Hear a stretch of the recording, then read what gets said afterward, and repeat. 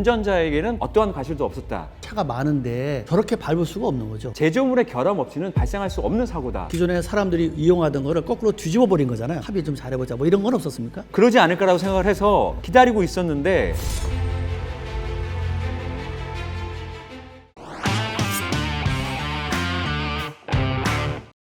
안녕하세요. 박변의 명장모색 박변의 명장입니다. 요새 저희 명장모색에도 급발진 의심사고 관련 제보가 많이 들어오고 있는데요. 첫 번째 주제는 BMW 급발진 사건입니다. 우리나라 최초, 어떻게 보면 세계 최초로 유족의 손을 들어준 사건입니다. 이것을 이겼던 분이 바로 이은걸 변호사님입니다. 네, 안녕하세요. 이인걸 변호사입니다.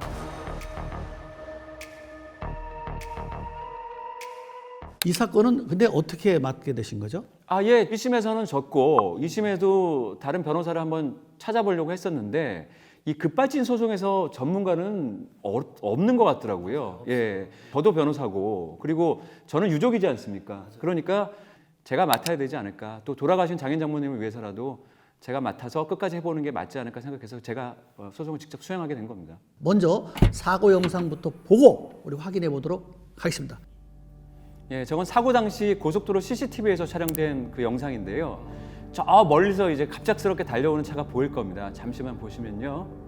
다른 차량은 다 정상적으로 주행을 하고 있고요. 그렇죠. 예. 쭉 다른 차들 통행이 꽤나 많았네요. 보니까. 예, 대략 이 다른 차들은 한 시속 100km 정도로 달리고 있어요. 저기 달려오는 차 있네. 저쪽 예, 앞쪽으로. 맞습니다. 예. 오, 엄청난 속도네. 엄청난 속도로 달려오죠. 예. 이건 뭐 예. 완전 레이스하는 것처럼요. 예, 갓길로 빠져가지고 또 영상이 나오는데요. 네. 이 영상을 보시면 비상 깜빡이를 켜고 이제 주행을 하거든요. 잘 보시면 비상 깜빡이를 저 켜고 비상 깜빡이 들어오죠. 예. 비상 깜빡이 켰네요. 다른 차량한테 예. 신호를 주는 겁니다. 예, 이 차가 예. 제어가 안 되고 있으니까 위험하오니 비키라고 비상 깜빡이를 켜고 진행을 하는 거예요. 그럼 비상 깜빡이 킬 정도가 됐다는 얘기는 일단 브레이크는 몸이 이미 예. 상실됐다는 얘기고. 그렇죠. 브레이크를 계속 밟아도 안 되고 안 들으니까 자동차가 제어가 안 되니까 비상 깜빡이를 켜서 그렇죠. 옆에 사람들한테 피해는 주지 말아야겠다. 나한테 예. 옆에 가까이 오지 마라. 예. 뭐 이런 거네요. 그죠? 예, 맞습니다.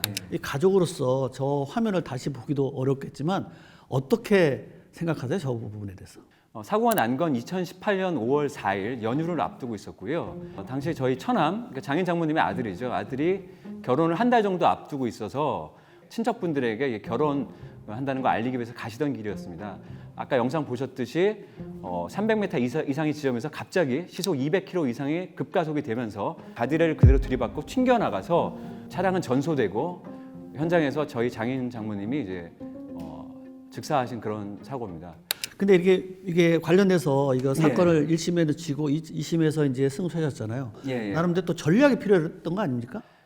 우리나라는 제조물 책임법이라는 게 있습니다. 이게 뭐냐면 기술 집약적인 어떤 제조물에 대해서 그 손해를 입었을 경우에는 이 손해를 일반 소비자가 도저히 입증할 수 있는 방법이 없잖아요. 입증 책임을 완화시키는 그런 제조물 책임법이 2002년도에 제정이 됐거든요. 그래서 제조물 책임법의 입법 취지로 돌아가서 소송 전략을 어차피 저희가 제조물의 결함이 있다는 걸 입증할 방법이 없거든요. 자동차는 전소됐으니까요. 그러니까 일단 정상적인 사용 상태에서 이 사고가 발생했다. 즉 운전자에게는 어떠한 과실도 없었다는 점을 충분히 입증을 하고 그 다음에 이런 사고가 발생한 것은 제조물의 결함 없이는 통상적으로 발생할 수 없는 사고다. 주요 포인트로 잡아서 이 두 점을 강력하게 저희가 공략을 했습니다. 그러니까 정상적으로 운전한 거다. 예. 라고 하는 것이 이제 핵심이었는데. 예, 핵심이었고요. 그다음에 이제 목격자 진술이 있는데요. 목격자가 굉장한 굉음이 들렸다고 그래요. 멍 하면 굉음이 들렸다고 하거든요. 이게 굉음이 발생했다는 것은 급발진의 전형적인 현상이거든요. 맞아요. 예. 또 다른 목격자 한 분 찾았는데 그분은 차량을 진행하면서 옆에서 이 백밀러를 봤는데 사고 차량이 차량을 제어하려고 가드레일을 이렇게 받고 가셨다고 해요. 그래서 이 불꽃이 튀는 걸 봤다고 하더라고요. 예. 그런 점을 보면 차량을 제어하기 위해서 브레이크가 안 되니까 이 옆 가드레일을 들이받으면서 불꽃이 튈 정도로 했다는 걸 보면 결국은 제조자가 너희가 제조물에 결함이 없다는 것을 입증해봐라는 쪽으로 저희가 그런 소송 전략을 짰습니다. 근데 변호사님이 그 기존의 어떤 법을 거꾸로 뒤집어 버린 거잖아요. 예. 뒤집어서 들어갔더니 예. 결론 통했다는 얘기인데. 예. 그럼 변호사님 2심 판결에 대한 내용을 좀 자세히 설명 좀 부탁드립니다. 이심 판결문에 보면 이렇게 되어 있습니다. 비교적 긴 거리인 약 300m 이상을 이렇게 200km 넘게 급가속을 한다는 것은 약간 이례적인 일이잖아요. 예. 자동차 회사에서 그 변명을 드는 게 뭐냐면 가속 페달을 브레이크 페달로 오인했다. 잘못 밟았다고 하는데 300m 이상을 가속 페달을 브레이크 페달로 오인할 리는 없거든요. 맞아요. 그래서 그렇게 오인할 점이 없었고 그다음에 자동차는 그 이전에 이제 CCTV 영상을 보면 그 정상적으로 한 80에서 100여 킬로미터 정도로 주행하는 모습이 나오거든요. 맞아요. 예, 그러니까 그 전까지는 아무런 그 차량 이상이 없이 잘 주행하고 있었고 또 그 장모님은 66세지만 한 달 전에 건강 검진을 했을 때도 아무런 건강 이상이 없었고요. 더군다나 속도를 좀 많이 내시지 않기 때문에 과속이나 이런 걸로 과태료도 부과받은 적도 없었고요. 또 차량 옆에는 그 저희 장인 어른이 타고 있었기 때문에 네. 실수할 일도 없어요. 만약에 실수를 했다 그러면 옆에 계신 분이 왜 이래 하고 이게 제어를 되잖아요. 그렇죠, 그러니까 그렇죠. 이런 여러 점을 비추어 봤을 때 자동차 운전자의 과실은 없었던 걸로 보이고 이상 현상으로 인해서 사고가 난 걸 보면 자동차에 결함이 있어 보인다라고 하면서 원고 쪽에 손을 들어주게 된 겁니다.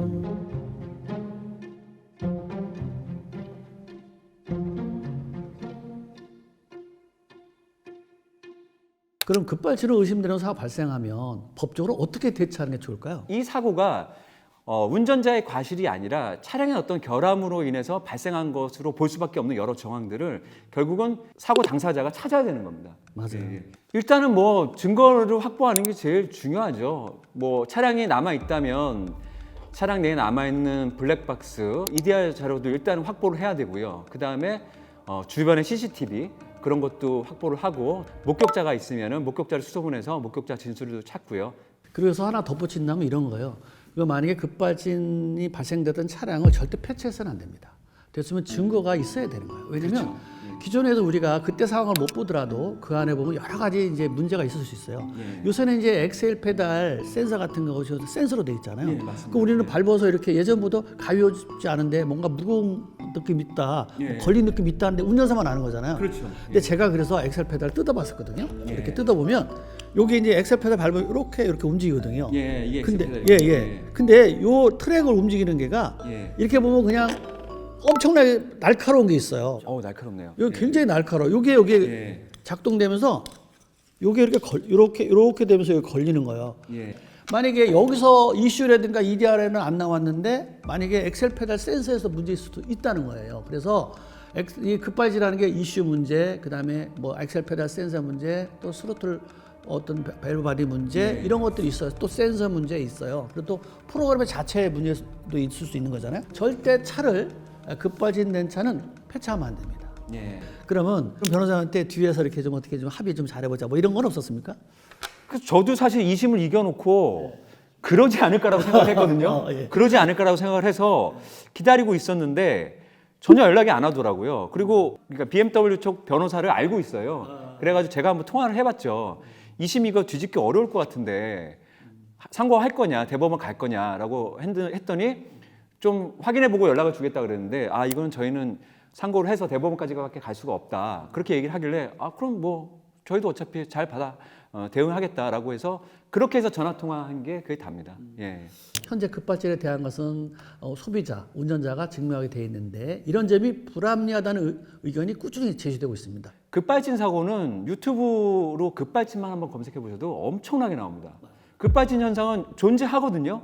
근데 자동차 회사만 급발진이 존재하지 않는다고 해요. 차량에 아무 결함이 없다고 얘기하고요. 그러면 메이커는 급발진이 없다 이렇게 주장하잖아요. 예. 근데 급발진이 발생될 수 있는 요인들에 대해서 특허를 제일 많이 가지고 있어요. 맞습니다. 예. 저도 알고 있습니다. 급발진이 없으면 급발진에 관련 특허를 만들지 말아야 되잖아요. 예. 근데 급발진에 관련된 걸 하면 특허는 메이커를 다 가지고 있어요. 갖고 있는데 그걸 또 그 기계 장치에 적용을 안 하더라고요. 예. 아니 이제 조금씩 하긴 했어요. 예. 근데 방지 장치에 관련된 거는 특허를 제일 많이 갖고 있다는 얘기는 자기네도 알았다는 얘기니까 만들어진 거 아니에요. 근데 그게 몇 가지냐면 쉬운 3가지인가 돼요. 그렇게 많습니까? 그렇게 많은데 100년 동안에 급발진 없었어요. 급발진은 아예 용어 자체가 없었어요. 맞습니다. 그런데 자동차의 센서와 컴퓨터가 이렇게 장착되면서 급발진이 만들어진 거거든요.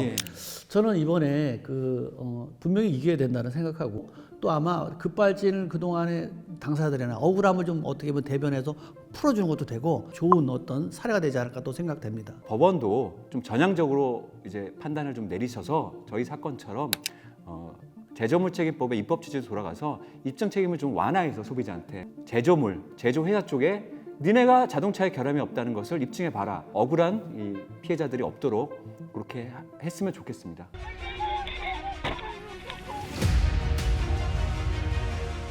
내부 블랙박스 있었고요. 증인들도 있었어요. 난 이걸 무조건 이길 거라고 생각했거든요. 이것이 기각됐다니까. 사설 감정 기각 판결을 내렸다고 하는데 지정된 감정인이 한 그것만 믿으려고 하지 안 믿는 경향이 있긴 하더라고요. 국가수의 담당자 불렀어요. 인력이 없기 때문에 할 수 없습니다. 이랬단 말이에요. 자기네들 분석 능력이 한계가 있기 때문에 급발진인지 아닌지 판단할 수 없는 거거든요. 근데 증거가 없으면 이런 식으로 써버리니까 메이커한테 유리하게 약간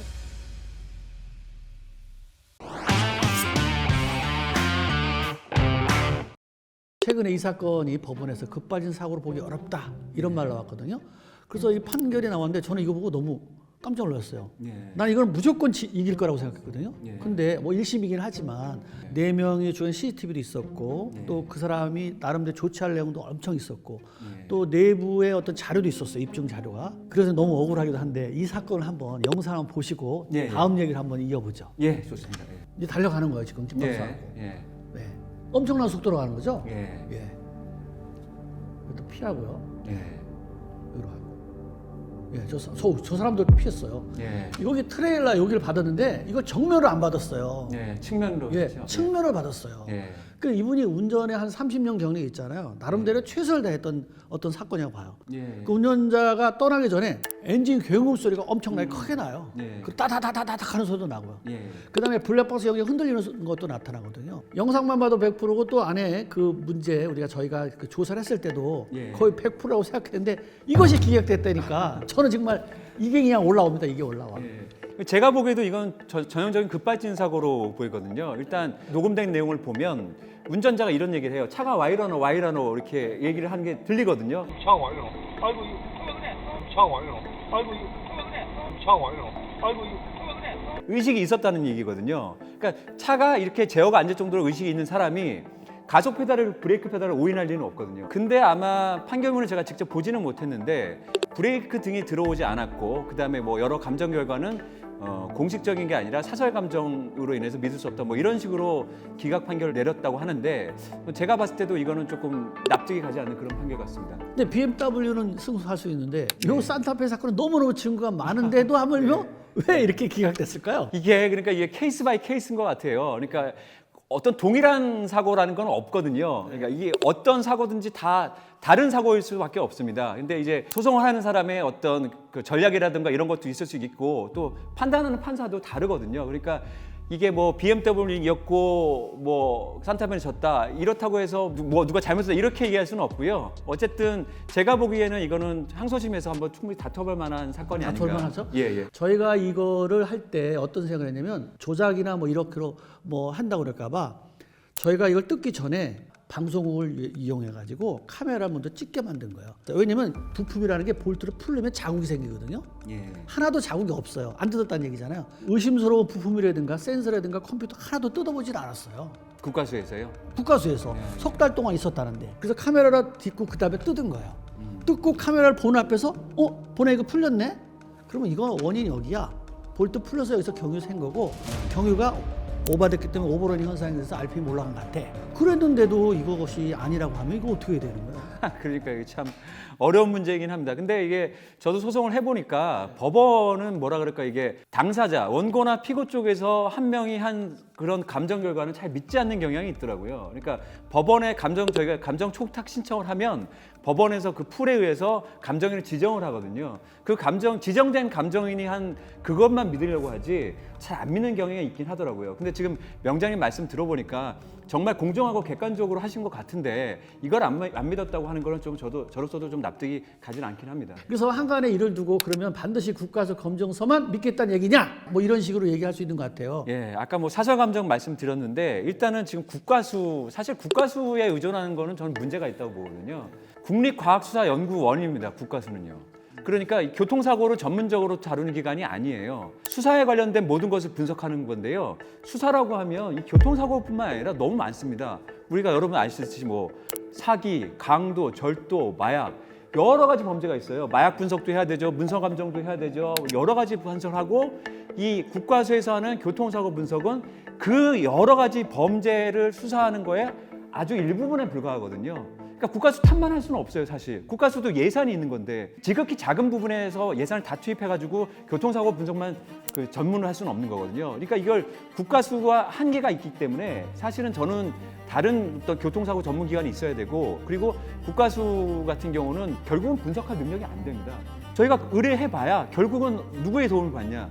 제조사의 도움을 받을 수밖에 없거든요. EDR 장비조차도 결국은 이 연결하는 잭이 없어가지고 현대에 결국은 물어봐가지고 연결잭을 이어서 EDR 장치를 분석하고요. 국가수의 한계가 있다고 봅니다. 그렇다면 보고서를 쓰지 말아야지. 저희는 장비가 없고 인력이 없어서 이거를 판별할 능력이 없습니다. 예. 또 EDR 장치라든가 문제였을 때 우리는 이런 거 판별할 능력이 없어 메이커의 힘을 빌릴 수밖에 없습니다. 예. 그래서 객관적이지 않기 때문에 저희가 한다는 것은 말이 안 됩니다. 예. 이래야 되는 거 아닙니까? 아, 맞습니다. 저도 참 그걸 공감이 가는 부분인데요. 저도 국가수 보고서를 여러 건을 봤거든요. 봤는데 대부분 다 급발진으로 인정할 만한 단서가 없음, 증거가 없음. 마치 이게 급발진이 아닌 것처럼 써버려요. 왜냐하면 자기네들 분석 능력이 한계가 있기 때문에 급발진인지 아닌지 판단할 수 없는 거거든요. 근데 급발진으로 인정할 만한 증거가 없음 이런 식으로 써버리니까 이게 되게 애매해집니다. 그러니까 이제 예. 그건 메이커한테 더 유리한 거죠. 메이커한테 유리하게 약간 그 문구를 쓰거든요. 그러니까 저희가 만약에 나는 이제 국가수나 이제 이것도 정부기관은 이번에 이제 보고 좀 뭔가 정리를 해야 될 것 같은데, 사건을 원인 분석을 한 사람이 대한민국에서 자동차 명장으로서 인정도 받고, 그다음에 이거를 또 하나 또 한 번 또 업그레이드 한 사람이 류도정 교수라고 그래서 그 당시 폴텍 교수였어요. 제가 한 거 시험을 다시 실험을 해본 거예요. 그랬더니 정말 RPM이 올라가더라. 이분이 또 거기 있다가 어디 가냐면 교통안전공단에 이런 문제를 답변을 주는 최고의 자리에 간 거예요. 거기에 있던 거기까지 간 사람이면 그동안에 했는 것들이 다 인정해줘야 되는 거 아니에요. 전문가 집단을 인정을 안 해버리는 거예요. 예. 어? 이게 참 아쉽기도 하고요. 나는 다른 건 몰라도 부산 스타트업 사건은 1심에서는 제가 보면 판사님이 이쪽을 잘 몰라서 좀 그런 것 같고, 네. 이 사건 앞으로 어떻게 좀 보세요? 예, 저는 뭐 제가 뭐 직접적으로 다 뭐 소송 관여한 것도 아니고 뭐 자료는 없지만 영상만 보더라도 또 명장님 얘기만 듣더라도 충분히 항소심에서는 승산이 있지 않나 그렇게 생각합니다. 저도 그래요. 꼭 이해된다고 생각해요. 아, 정말 답답한 부산 스타트업 사건인데요. 변호사님, 급발진 의심 사고 관련하여 법적 제도적으로 필요한 대안이 뭐가 있을까요? 일단 재정물 책임법이 소비자한테 입증 책임을 완화시킨 거는 사실이긴 한데 그래도 억울한 피해자들이 지금 많이 생기고 있거든요. 그래서 조금 더 입증 책임을 더 완화시키는 방향으로 재정물 책임법이 개정됐으면 하는 그런 바람이고, 또 법이 개정됐더라도 이 법원에서 판결이 이 억울한 소비자들 편을 많이 들어줘야 되는데 이게 아무래도 좀 제조사 쪽이 더 힘이 있고 또 이게 유능한 변호사들 뭐 이런 변호사들을 쓰다 보니까 많이 그쪽 손을 들어주는 경향이 있습니다. 그래서 법원도 좀 사고를 좀 전향적으로 해서 좀 억울한 피해자들이 없도록 했으면 하는 그런 바람입니다. 네, 오늘은 이인걸 변호사를 모시고 급발진에 대해 얘기해봤는데요. 변호사님 소중한 의견 감사드립니다.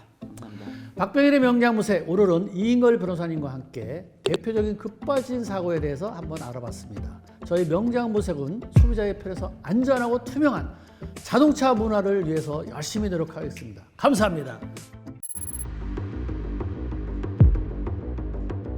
너가 왜 이래라 저래라 신경 쓰냐, 자기가 본인이 다 알아서 하겠다. 갔는데 이미 종결 처리해서 자료 이제 없다. 피해자로서 조사한 게 아니라 경찰은 피의자로서 조사한 것 같거든요. 안녕하세요. 박병일의 명장모색 박병일 명장입니다. 오늘은 저희 명장모색에 급발진으로 의심되는 사고가 났다는 제보가 들어와 그 제보자와 전문가를 모시고 급발진 의심 사고에 대한 얘기를 해볼까 합니다. 먼저 제보자님 자기소개 좀 부탁드립니다. 네, 안녕하세요. 네, 종합격투기 이제 선수 겸 해설위원으로 이제 활동하고 있는 네, 박현근이라고 합니다. 이거 해가지고 발로 차고. 네, 맞습니다. 저 굉장히 즐겨봅니다. 네, 우리 이인걸 변호사님도 나오셨습니다. 네, 안녕하세요. 이인걸 변호사입니다.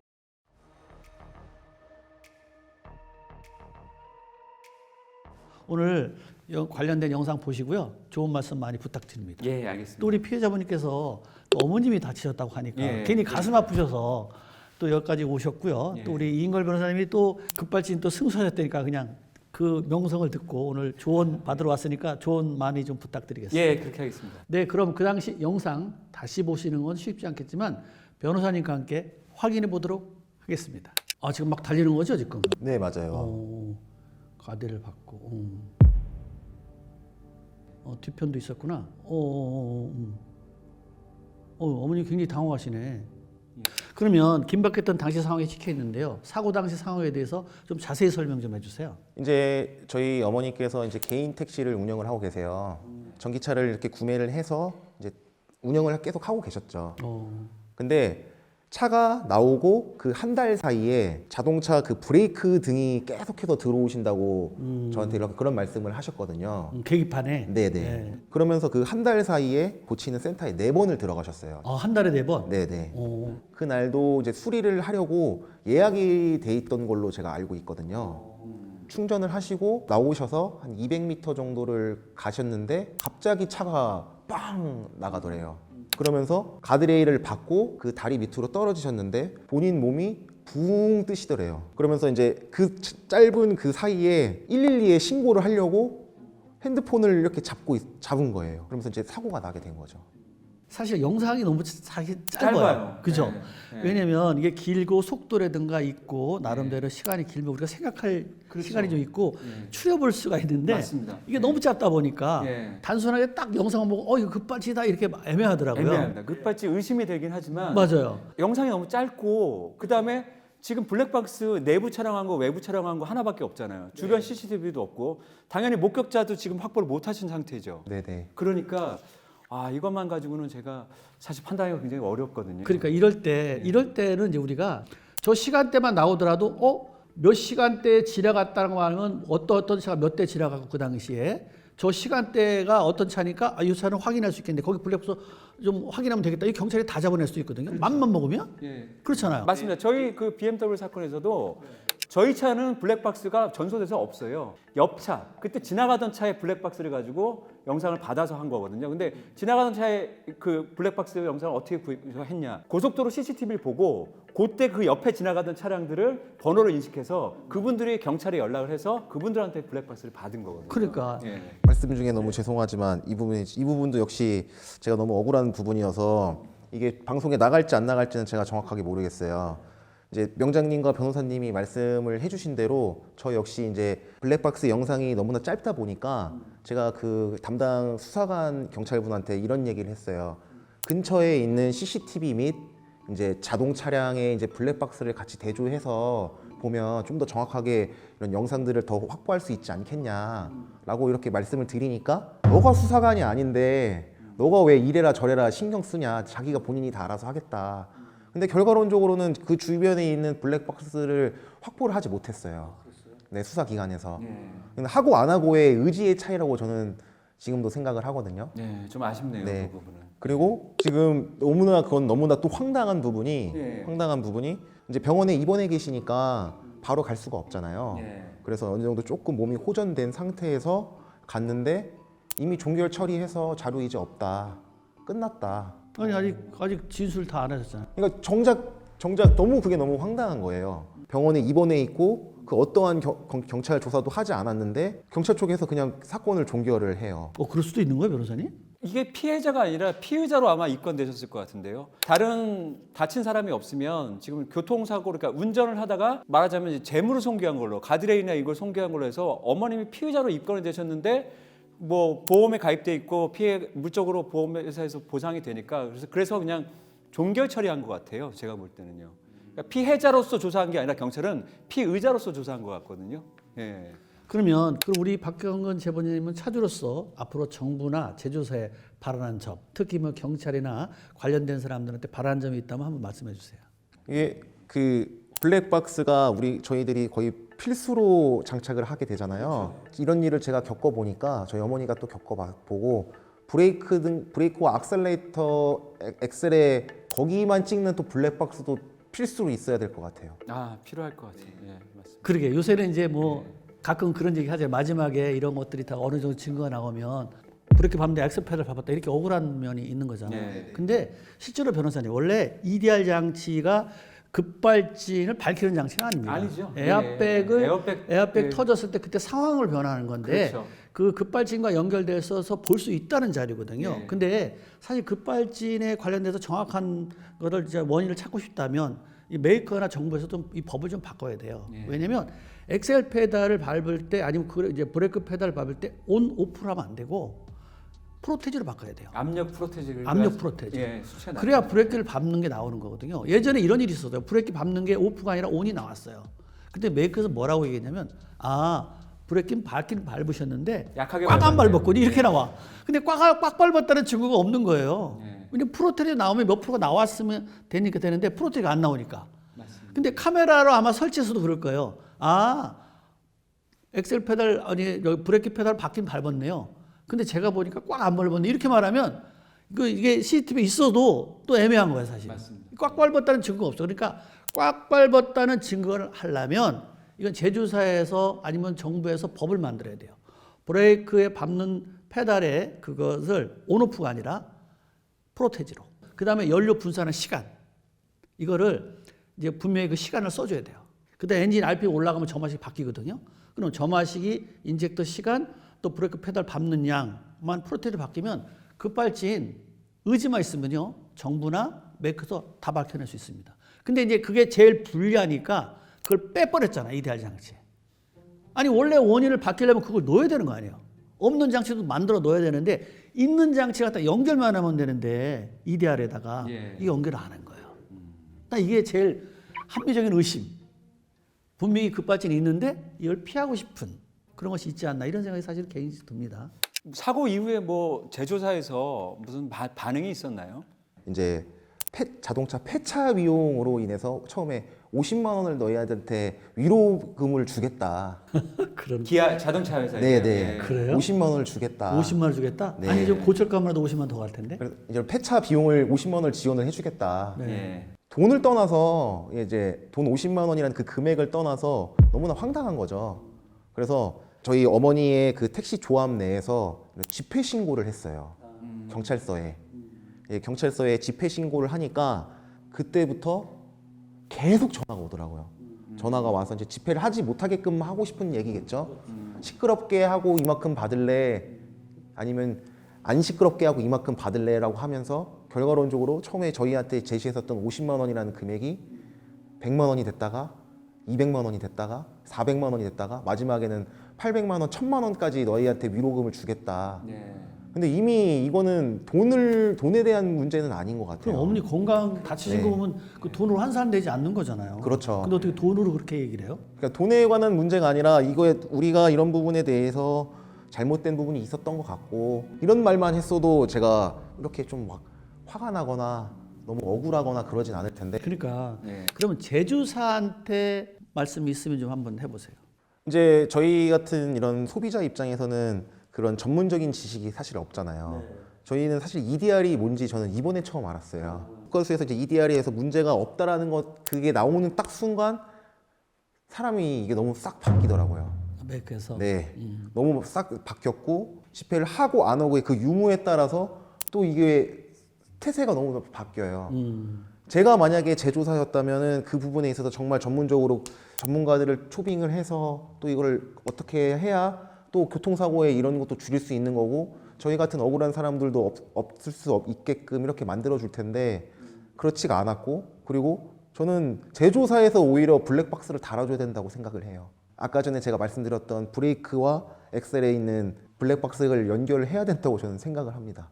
이번에 이렇게 사건을 이렇게 쭉 보니까 예. 사실 억울하신 소비자님도 많잖아요. 예. 그리고 메이커에서 해야 될 일, 또 경찰도 좀 더 적극적으로 도와줘야 될 일, 그렇죠. 국가에서도 좀 뭔가 좀 체계적으로 좀 뭔가 좀 국민들이 신뢰할 수 있는 이런 체계들이 중요한 것 같고요. 예.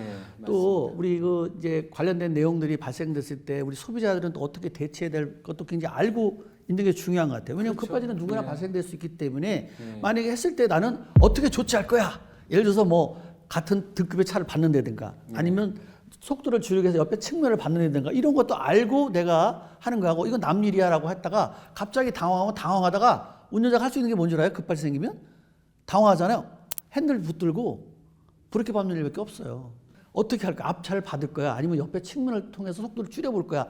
이런 것도 준비를 좀 먼저 마음의 준비를 하는 것도 요새 같은 시대에 좋을 것 같아요. 그래서 우리 명장문색에서는 앞으로 뭐 급발진 원인을 밝힌다, 뭐 어떻게 뭐 제보자 어떤 사람들을 도와준다 이런 것도 뭐 없잖아 있겠지만 좀 뭔가 이것들 체계화시켜서 정부나 경찰이나 과학 수사하는 사람이나 대기업한테 뭔가 좀 많은 정보를 제공하고 좀 억울함도 좀 줄이고 또 대처 방안도 만드는 그런 명장 본색이 되도록 제가 노력을 한번 더 열심히 하려고 하니까 예. 우리 임결 변호사님도 오늘 계기를 통해서 앞으로 좀 많이 좀 도와주셨으면 좋겠다는 생각이 듭니다. 예, 알겠습니다. 예.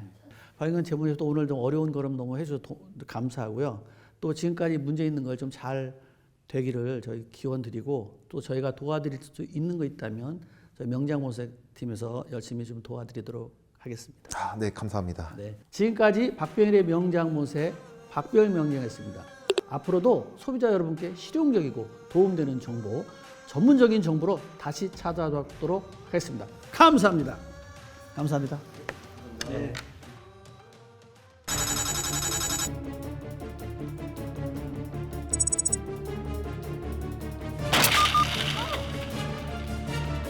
왜안 돼? 커피 난다. 엄마.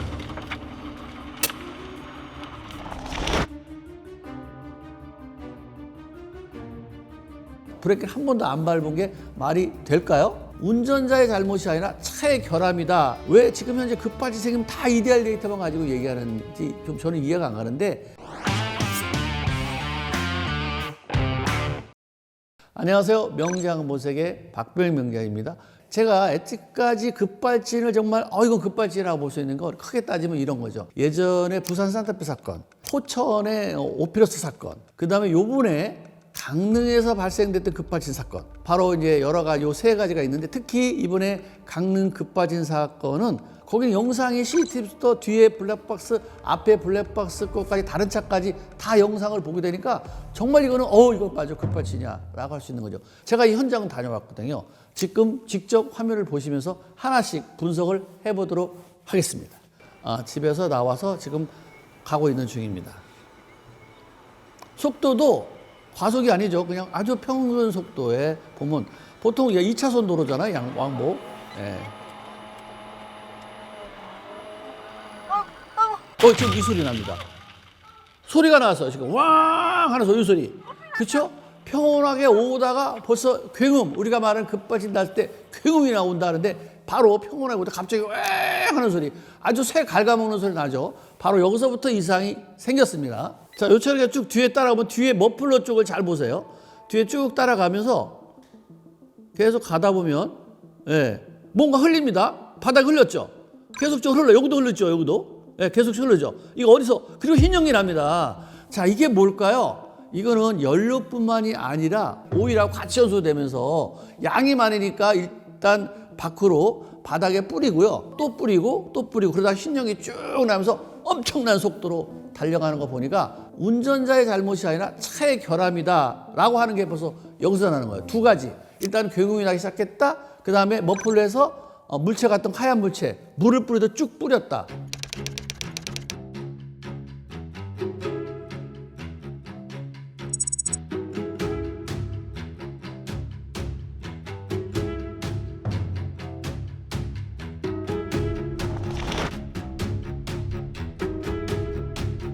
저 RPM과 속도와 아니면 그 다음에 가속 페달 양을 봤을 때는 이 EDR에 관련된 데이터를 믿을 수가 없는 데이터입니다. 왜 지금 현재 급발진 생기면 다 EDR 데이터만 가지고 얘기하는지 좀 저는 이해가 안 가는데 어느 컴퓨터가 바보가 됐는데 이 EDR만 컴퓨터만 독약청천 이상이 없이 가만히 서 있다? 모든 데이터 정상적으로 받아낸다? 이것이 안 맞는 거라고 보고요. 그 증거가 바로 이거예요. 엑셀 페달은 100% 밟았다. 5초 동안 이렇게 여기 데이터만 봐도. 지금 여기서 기록만 5초인 거지 계속 나가는 속도로 보면 계속 엑셀 페달 끝까지 밟고 있는 거예요. 그때 엔진 RPM이 저 5,900에서 4,800, 5,900 왔다 갔다 하는데 도로가 있고 사거리를 지나고 1km를 그냥 엑셀 페달 밟을 수 있다? 이건 이해가 안 가는 거죠. 왜냐면 짧게는 갈 수 있어요. 정지하려고 브레이크 밟는데 엑셀 페달 밟았다면 이해가 가는데 이건 주행하다가 엄청난 속도로 굉음 내면서 가는 건데 이게 맞을까요? 브레이크 한 번도 안 밟은 게 말이 될까요? 이건 맞지 않는 데이터입니다. 그래서 저는 이 EDR 데이터를 믿지 않아요. 제가 기존에 사고가 났던 급발진이 났던 EDR을 여러 가지 제가 엑셀이 검사해봤더니 깜짝 놀랐어요. 제가 지금 보여드리는 화면 보시면 여러분 이해할 겁니다. 자, 끊겼어요. 근데 이렇게 끊겼는데 데이터 나옵니다. 자, 어떤 거는요, 중간에 이렇게 점이 이렇게 쇼트 됐죠. 쇼트 시켰어요. 그래도 또 데이터인데요. 예. 이건 아마 국가에서 못 봤을 거예요. 또 여기 또 EDR 데이터인데, 자, 여기 CPU를 보게 되면 중간에 사각에 어때요? 공기층이 많이 확보돼 있죠. 그죠? 이 공기층이 있으면 안 되는 거거든요. 현재는 냉간시에는 이게 정상 작동할지 몰라도 이 계속적으로 전기적으로 작동되고 열을 받게 되면 이 CPU의 역할을 제대로 못하면 여기 있는 모든 메모리가 정상적인 메모리가 될 수 없고, 여기에 들어있는 데이터를 가지고 우리가 EDR을 보여주면서 이상 없잖아요 라고 하면 안 맞는 겁니다. 그러니까 우리가 테스트할 때는 꼭 시동 끄고 다 식은 다음에 하잖아요. 그럼 맨날 정상이죠.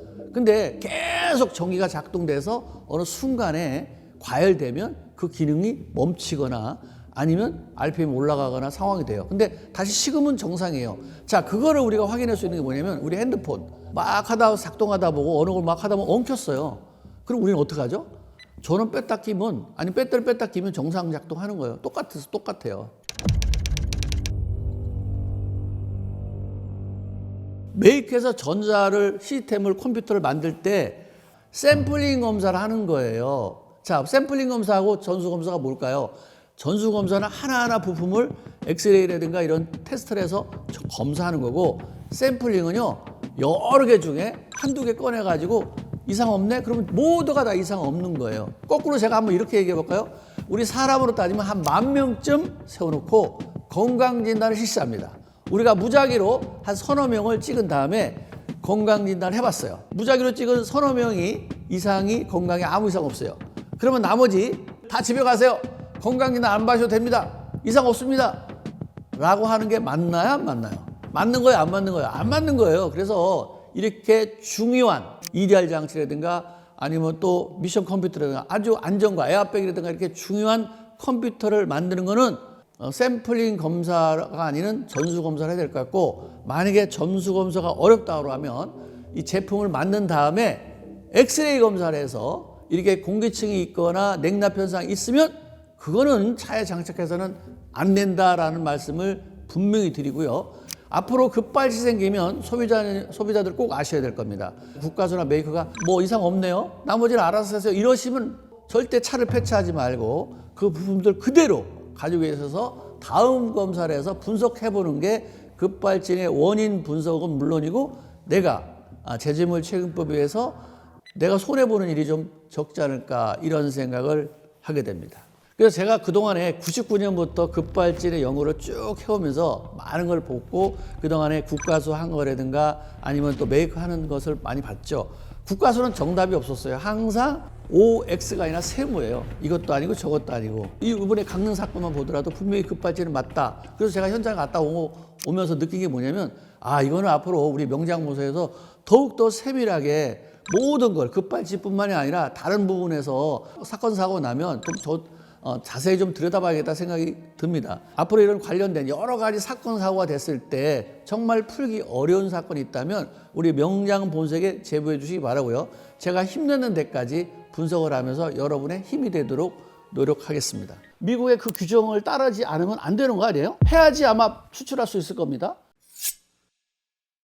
안녕하세요. 명장본색의 박병희 명장입니다. 요즘 뉴스에서 자주 등장하는 게 자동차 급발진이죠. 급발진을 보게 되면 우리가 블랙박스라든가 CCTV 봤을 때 저렇게는 아마 사람이 하기가 참 어려울 거야 라고 하죠. 그래서 그 사고 자체를 운전자가 잘못인지 차가 잘못인지 그걸 기록하는 장치를 우리는 사고 기록 장치 이렇게도 얘기하고요. EDR 장치. 그렇다면 EDR 장치가 급발진 원인을 아니면 자동차의 결함을 찾을 수 있는 거냐? 정답부터 얘기하면 아닙니다.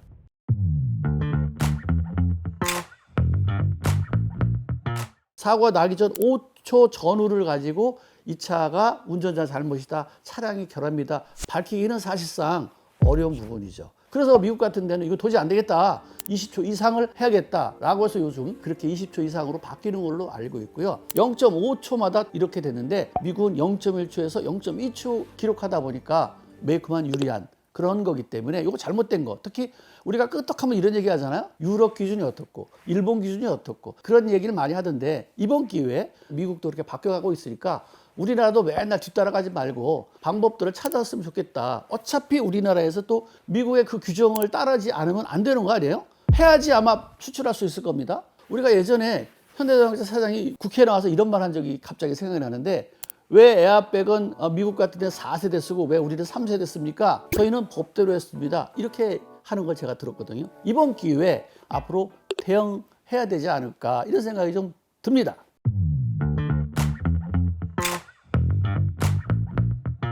도저히 내가 이해하지 못할 거야 라고 했을 때 우리는 EDR을 만약에 내가 분석하고 싶다. 경찰을 통하지 않고 메이커를 통하지 않고는 할 수가 없는 거예요. 근데 미국은 어떻죠?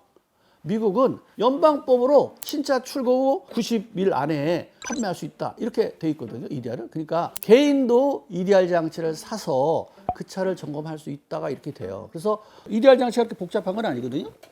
자, 요 장치예요. 이건 제가 옛날에 사놓은 건데 이게 보시에서 나오는 거예요. 이거 개인 제가 구입한 겁니다. 자동차 수리하는 입장에서도 여기 있는 데이터를 참고해서 원인 진단이라든가 찾게 되면 되게 도움이 될 거다. 이렇게 좀 보고 있거든요. 그래서 꼭 좀 판매할 수 있도록 만드는 게 좋겠다. 이 생각이 좀 듭니다.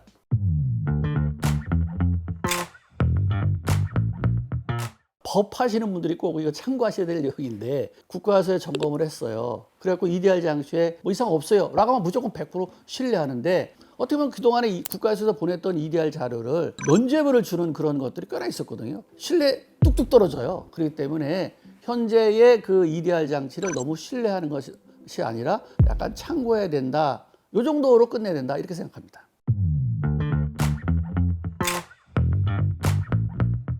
만약에 큰 사고가 나서 차가 침수되거나 아니면 파손이 돼갖고 EDR 장치가 망가졌어요. 그러면 우리가 소비자가 억울했던 내용들을 그 EDR에 찾고 싶은데 찾을 수가 없어요. 내가 좀 뭐 미국 차 칭찬해서 죄송합니다만 미국의 테슬라 같은 경우는 그때 EDR에 들어있던 자료가 계속 실시간으로 전송이 돼서 본사에 기록이 돼 있어요. 그래서 만약에 차가 없더라도 EDR 장치 자체가 아예 없어졌다 하더라도 통째로 소비자한테 건네주게 되는 이런 장치가 돼 있어요. 우리도 만약에 차가 소손돼서 뭐 볼 수 없습니다. 지금까지 여태까지 그래왔는지 모르지만 법으로 제정을 해서 해야 될 것 같다. 그래서 이번에 보기에 느낀 거 뭐냐면 이거는 뭐 메이커에 그냥 맡길 건 아닌 것 같고요. 소비자를 정말 위하고 자동차 사고를 방지할 수 있다면 현재 미국이나 유럽에서 하고 있는 것들 이걸 우리가 그대로 좀 따라가야 되지 않나. 우리나라의 자동차에도 법이 없어서 안 넣어 이게 아니라 없더라도 넣는 그런 자동차 메이커가 됐으면 좋겠다. 좀 개인적으로 이 생각을 하는데 여러분 어떻게 생각하십니까?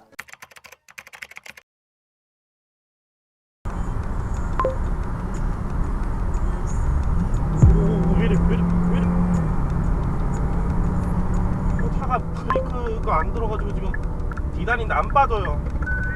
네, 중립으로 바꾸려고 해도 안 들어가요. 선생님 그 브레이크 양발로 한번 꽉 밟아보세요. 지금 끝까지 밟고 있어요. 시동 꺼졌어요? 아니요, 지금 중립으로 바뀌었어요. 차가 안 서요. 주변에 경찰차가 있는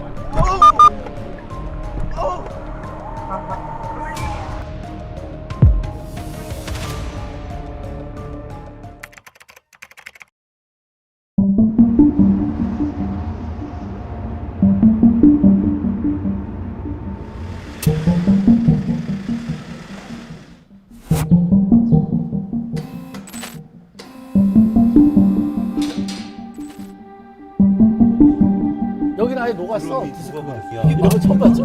처음 봤어. 예, 열 때문에 이렇게 된 건 처음이야. 예, 이거 사람 이거 그냥. 디스크 녹아버렸잖아요.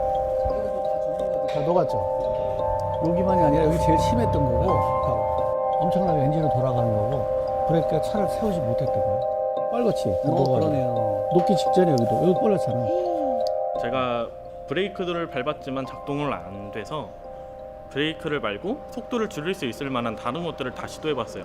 EPB를 당겨보거나 아니면 중립으로 기어를 변속해 보려고 하거나 기어를 저단으로 내리려고 해봤지만 그 어떤 것도 작동되지 않았고 굉장히 심장이 빠르게 뛰고 있었고 무서웠고 두려웠어요. 근데 운전을 제가 하고 있으니 제가 정신을 놓으면 내가 아닌 다른 사람이 죽을 수도 있는 거고. 현대자동차 주장은 여기 매트 자국에 나란히 이렇게 발자국이 뒤꿈치가 남아 있다. 그러니 너는 이렇게 밟았을 것이다. 하지만 저는 제동을 해보려고 최대한 양발로 이렇게 해도 여기엔 자국이 남을 수밖에 없어요.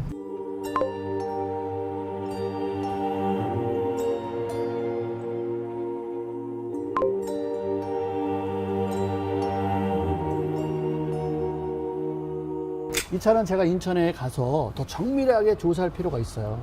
그래서 제가 이 차를 견인해서 인천 가서 조사한 다음에 아주 자세한 것들은 제가 공유해드리도록 할게요. 어쨌든 무사해서 다행이에요. 네, 감사합니다. 네.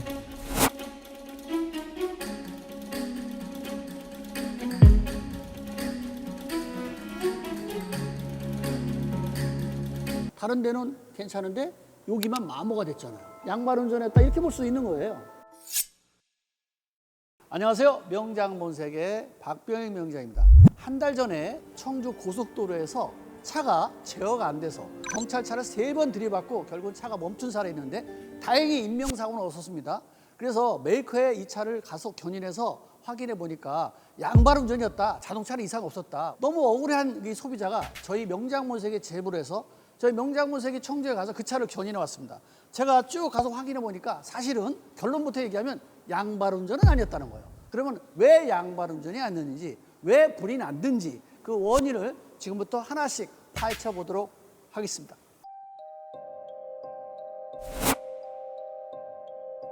자, 여기 먼저 화재가 시작됐던 원인이 뭘까? 일단은 운전석만 디스크가 녹을 정도로 강하게 브레이크가 잡혔다는 거죠. 결국은 녹업이 됐다는 얘기인데, 녹업이라는 것은 브레이크가 잡혀가지고 바퀴가 굴러가지 않는 장치를 우리는 녹업이라고 해요. 1300도, 1400도예요.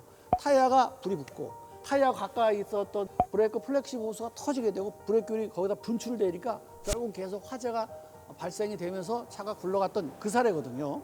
여기 디스크가 또 이렇게 강하게 녹을 정도로 1300, 1400도 온도가 녹을 정도 되는데 조수석이나 뒷바퀴는 이렇게 녹지는 않았거든요. 여기만 강하게 온도가 올라갔다는 얘기죠. 만약에 양발 운전이라면 네 바퀴가 다 녹업이 돼야 되는 건데 한쪽 바퀴만 강하게 녹업이 됐다는 것은 양발 운전이 아니라 전자식 브레이크 장치의 시스템의 고장이다 이렇게 보는 거예요. 타이어를 보면 더 자세히 알 수 있으니까 타이어를 보고 또 설명드리도록 할게요.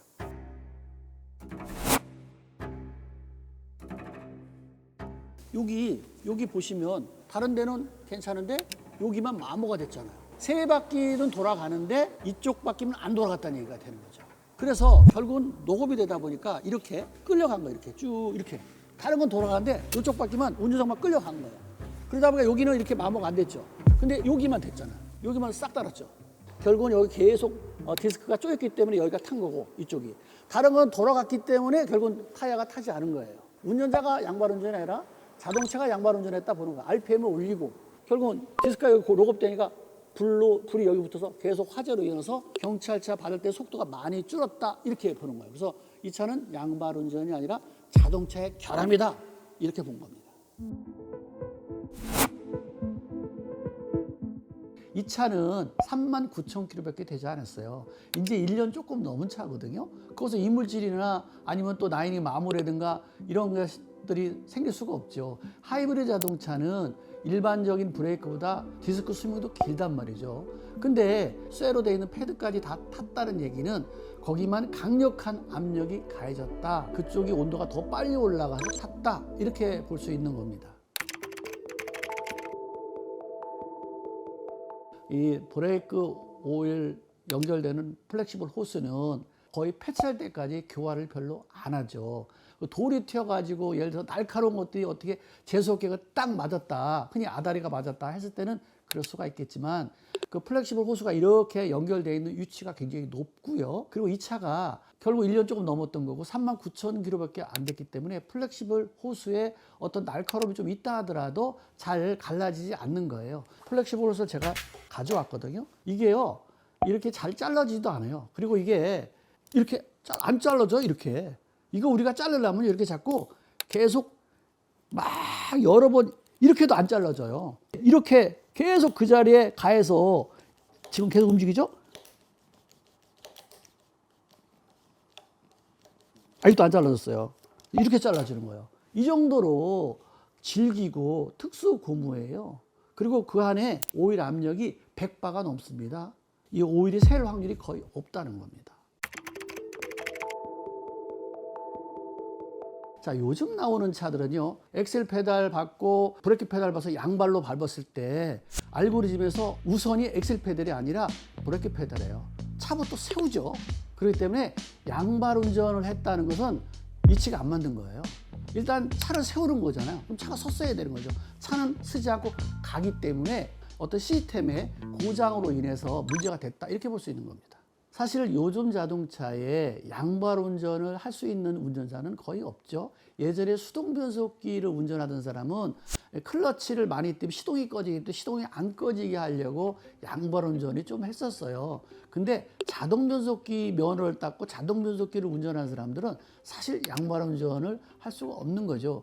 이 차가 양발 운전에 구두 자국이 남았던 것은 119하고 통화를 하는 중에서 그런 브레이크를 한 발로 밟지 말고 양발로 꽉 밟아보세요 라는 말에 운전자가 양발로 꽉 밟았던 거예요. 그렇기 때문에 브레이크 페달 쪽에 구두 자국이 발자국이 있었던 거지, 실제로 엑셀 페달 밟고 브레이크 페달 밟은 그런 양발 운전은 아니다 라고 보는 거고요. 제가 이 시스템을 먼저 1차적으로 2차적으로 점검을 해봤을 때는 운전석 쪽만 아주 강하게 고착이 된 걸 봐서는 운전자가 그렇게 밟을 수는 없거든요. 한쪽은 강하게, 세 바퀴는 약하게 이렇게 밟을 수가 없는 이론이기 때문에 이건 시스템의 결함으로 인한 양발 운전 아닌가라는 생각도 듭니다.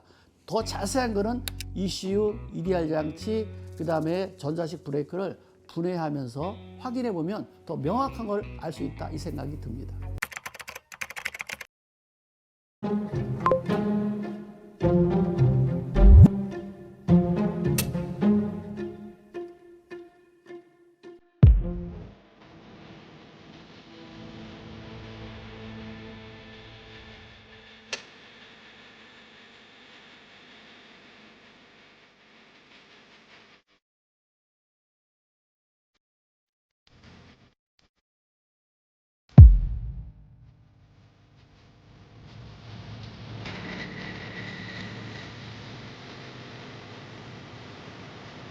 그 순간 차 안은 완전 아비규환이었어요. 공포감에 뛰어내리자고. 엄마 뛰어내릴까? 뛰어내릴까? 미치지 않고서는 할 수가 없는 거거든요. 현대에서 만든 최고의 차 제네시스를 타고자 어떻게 다른 차를 타느냐, 가족을 떠나보낼 뻔한 어떤 상태가 되다 보니까는 신경을 말할 수가 없죠.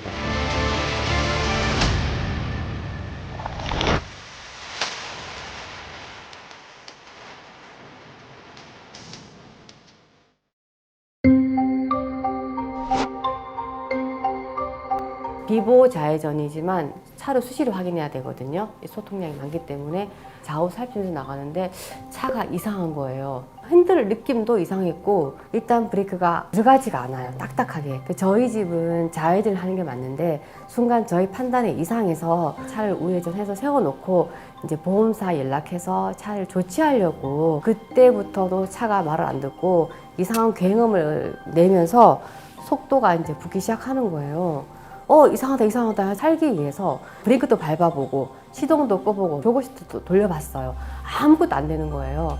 점점 속도는 더 가속도가 붙어서 굉음은 더 심해지고 오르막 내리막 상관없이 신호 무시하고 막 달리는 거예요. 휘청하고 그러니까 그렇죠. 좌회전 아니고 우회전이 되는 거잖아요. 맞아요. 이쪽으로. 예. 이쪽으로. 그래갖고 우회전으로 이렇게 해서 쭉 예, 쭉 오르막. 여기가 각도가 거의 10도가 넘는 것 같은데, 그죠? 경사도가? 그렇죠. 이 정도 저기까지 벌써 거의 한 100m 가까이 되는데, 저기까지. 예. 처음에 여기가 휘청할 때서부터 한 40km 정도, 40에서 50km 40km, 50km 정도 예. 나오고, 그럼 여기서 속도를 낼 때는 아니잖아요. 그럼요. 그리고 언덕이고 하다 보면 안 보일 수도 있기 때문에. 네네. 그리고 여기 아파트 있어가지고 네네. 또 차라든가 사람이 튀어나올 수도 있잖아요. 네네. 그 밟을 때도 아닌데 빠른 속도로 갔다는 얘기는 뭐 제어가 안 됐다, 뭐 이렇게도 볼 수 있잖아요. 아마 이 지점 근처에서 딸이 뛰어내리자고 했었던 거 아, 같습니다. 여기서, 네네. 요 지점에서. 네, 한 그리고 보니까 여기 단속중도 100m까지가 이런 속도라든가 이런 거에서 단속하는 구간이에요. 네네. 보니까, 네네, 그죠? 맞습니다. 네.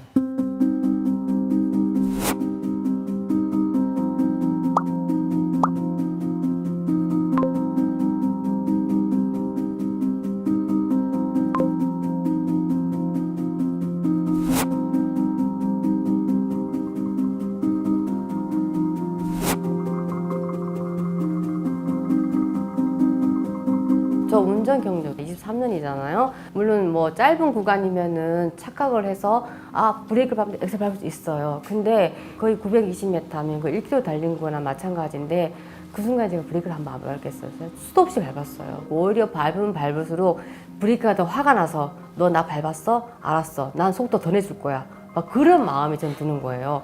이게 급발진이구나 라고 달렸을 때는 그 공포감 이루 말할 수가 없어요. 그러면 여기 요 사거리에서 있을 때 지나갈 때 저기서 차가 온 거네요. 이렇게. 네네. 차를 비키면서 정말 가까스로 비켜나간 거예요. 제가 너무 놀라서 으악 소리를 지르면서 그 마트 앞에서부터 제가 아마 의식을 잃은 것 같아요. 그래서 이제 계속 올라간 예, 거예요. 예. 또 그러다 보면 여기서부터는 또 언덕이네요. 언덕 오르막 언덕이고 네, 또 지금 오르막 여기서부터 방지턱이 5개가 있거든요. 그러니까. 이 시점부터는 120에서 거의 137km까지 나오는 거죠. 그러니까 저렇게 둔턱을 이렇게 넘어갈 때마다 엑셀을 똑같이 밟아서 100% 밟을 수 있는 게 아니에요. 이거는 사람으로 할 수 있는 게 아니죠. 장치가 잘못된 거지 운전자가 이 둔턱을 5개를 넘어가면서 엑셀을 그대로 100% 밟았다? 이거 있을 수 없죠. 전방에 과속 방지턱이 있습니다.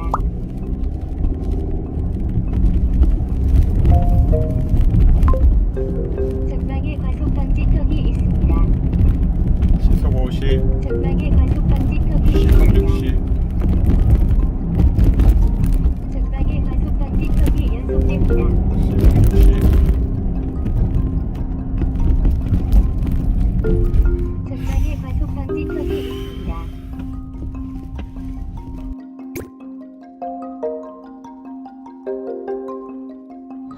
지금 보시면 뭐 도로 이런 도로가 아니었거든요. 예. 완전 패여 있었는데 여기도 지금 도로 상태 보시면 이게 정상적인 도로 상태가 아니잖아요. 지금 보시면 이 보세요. 그러네요. 다 패이고. 도로가 이랬어. 예. 뭐 이거보다 더 심했어요. 저 밑에는. 이제 여기서부터 부딪힌 거죠. 이제 여길 지나서 요 시점부터 부딪힌 거죠. 옆에 세우는 차들. 예, 6대. 여기까지 올라오고 딱 여기 요 지점. 요 지점? 예, 요 지점에서 전복되고. 여기서 전복됐구나. 예, 충돌하고 충돌한 사이에서 담 부딪히고 그다음 이쪽에 예, 펜스는 여기 이제 이쪽에 정차돼 차가 있던 있었으니까 예, 밀려서 이것도 부딪히고. 저 내리막길에서 이렇게 오는 거 보면 언덕과리잖아요. 네. 예, 그리고 여기 경사가 거의 한 20도 넘을 것 같아요. 여기가 그죠? 이 정도를 130, 140 나올 도로는 아니죠. 저희 딸은 이제 25이에요. 앞으로 이제 살아갈 창창한 아이인데 벌써부터 사고에 대한 어떤 그런 트라우마에 지금 시달려야 하고 저희 딸도 척추를 다쳤다 보니까 이게 이제 나아도 계속 후유증이라는 게 있는 거잖아요. 그러니까 평생 그런 이제 고통을 좀 겪어야 되는 게 너무 가슴 아프고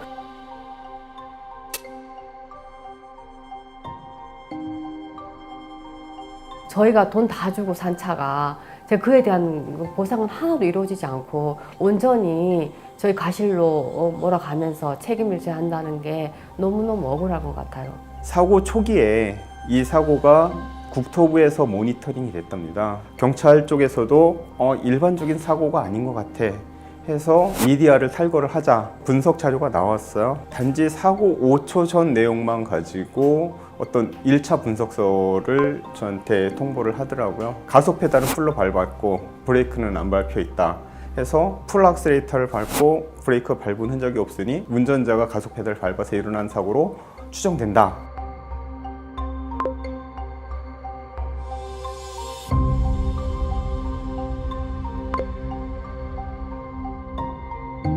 감정서에 대해서 좀 더 디테일하게 내용을 보강을 해서 달라. 그러면 다시 한번 재의뢰를 해보겠다는 내용이고요. 지금 박병일 명장님 도움을 받아서 감정서를 제출을 했고 명백한 어떤 과학적인 입증이 되어야 된다고 생각을 해요. 정말로 시속 140km를 달릴 수 있는 도로 환경인지 그 상태에서 가속 페달을 풀로 밟을 수 있는 것인지 그 결과가 인위적인 힘으로 가능한지에 대한 과학적인 입증을 다시 이 자리를 빌어서 좀 재입증이 됐으면 좋겠어요.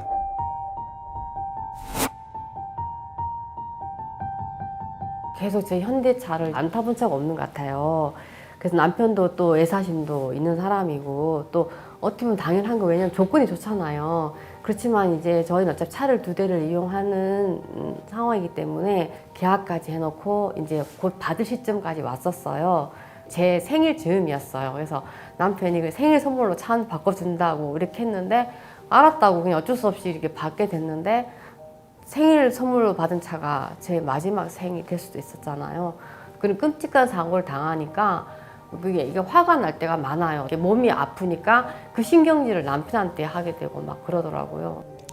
전 당연하다고 생각을 했어요. 사실 아내가 원했던 차보다는 제가 현대에 있으면서 또 현대에서 만든 최고의 차 제네시스를 타보지 않고 어떻게 다른 차를 타느냐 하는 게 그때 생각이었고 틀리지 않다고 생각을 했고 그만큼 어떤 애착이 있었던 상태였었고요. 가족을 떠나보낼 뻔한 상태가 되다 보니까는 신경은 말할 수가 없죠, 사실. 이 차 겉모습을 보게 되면 아니 이렇게 안전조건이 확보한 차가 이렇게 처참하게 망가질 수 있을까? 이때의 충격이 얼마나 컸을까?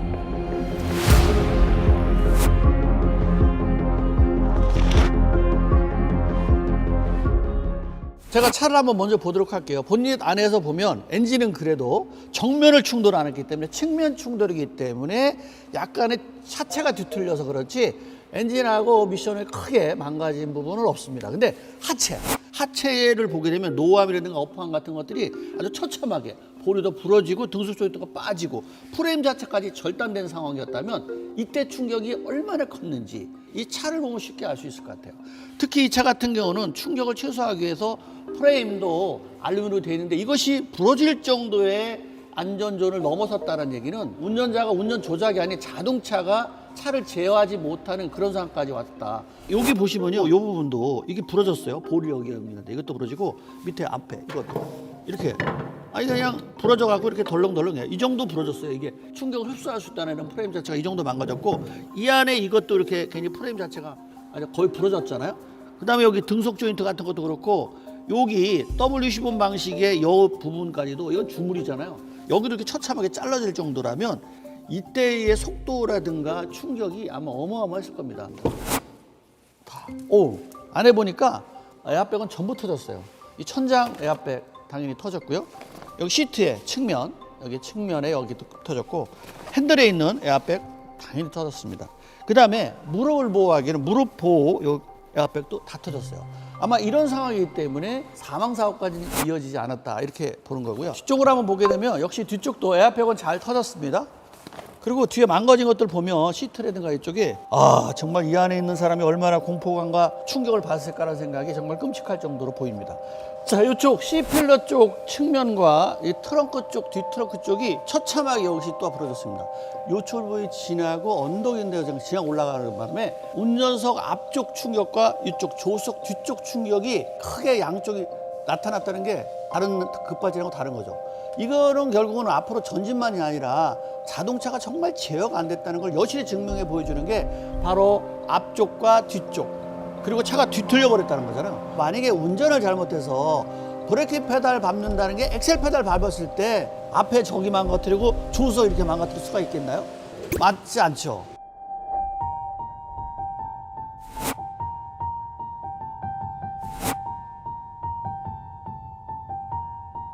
제 앞쪽을 내가 들여다봤더니 알루미늄으로 되어 있는 프레임 자체가 아주 그냥 박살이 났어요. 그 다음에 옆에 노암이라든가 어퍼함 관련된 부분도 거의 링크 부분까지 다 박살이 났고 또 하나 스티어링 기어박스 부러졌고요. 쇼바 쪽에 관련된 링크들이 다 부러졌어요. 특히 스테빌라이저 있는 데까지 다 휘고 망가진 거 보면 운전석에서 앞쪽에서 받은 충격이 정말 대단하다 이런 생각이 들어요.